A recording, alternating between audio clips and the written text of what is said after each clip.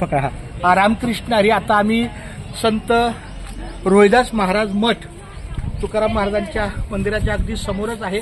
इथंच आपली मुंबई ते पंढरपूर पायी श्री संत रोहिदास दिंडी क्रमांक 24 येते. लोणंदकर माऊलींचा हा इथे महाप्रसाद असतो. ही त्याची नात आहे यशस्वी.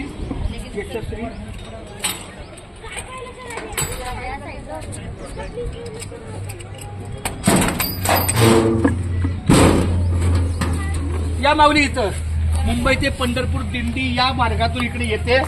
गेली 47-48 वर्ष इथं फार मोठा पाण्याचा व्याप असतो. इथं पोळ्याचं जेवण असतं 1000 लोकांचं संपूर्ण.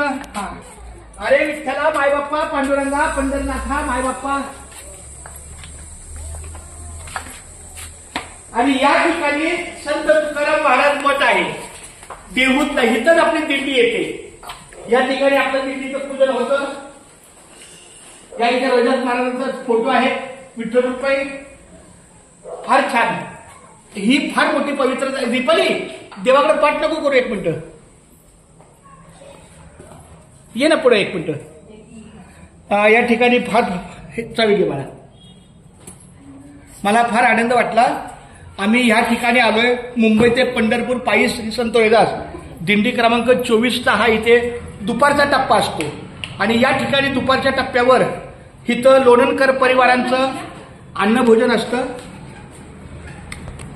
हा जरा पंख्याखाली राणी, पंख्याखाली बसली छान. आणि या ठिकाणी या पाहुणे.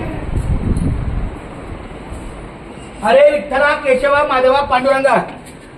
घेई घेई माझे वाचे गोड नाम विठोबाचे, गोड नाम विठोबाचे. तुम्ही ऐका रे हे कान माझ्या विठोबाचे गुण, माझ्या विठोबाचे गुण. डोळे तुम्ही घ्या रे सुख माझ्या विठोबाचे मुख, माझ्या विठोबाचे मुख. तुम्ही ऐका रे हे कान, तुम्ही ऐका रे हे कान माझ्या विठोबाचे गुण, माझ्या विठोबाचे. ती व्हिडिओ गेला ती. तू पण ये ना बाळा, बघा बघतो बाळा. माझ्या मंडळीला पण घे बाळानी.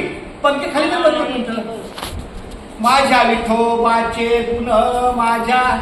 आज आमचं सौभाग्य की आमच्या सचिन महाराजांचं पण पाऊलीचं लागलं. ह्या ठिकाणी मुंबई ते पंढरपूर दिंडी येते.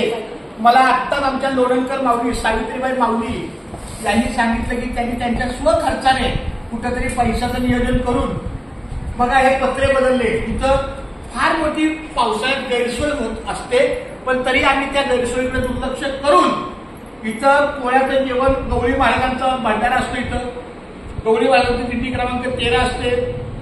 पांडुरंग कारंडे महाराजांची दिंडी क्रमांक 24 असते. फार मोठं इथं वैभव असतं. नामाचा बाजार आहे हा.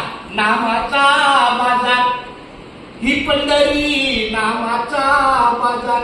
जरा कट करायला पुन्हा घे.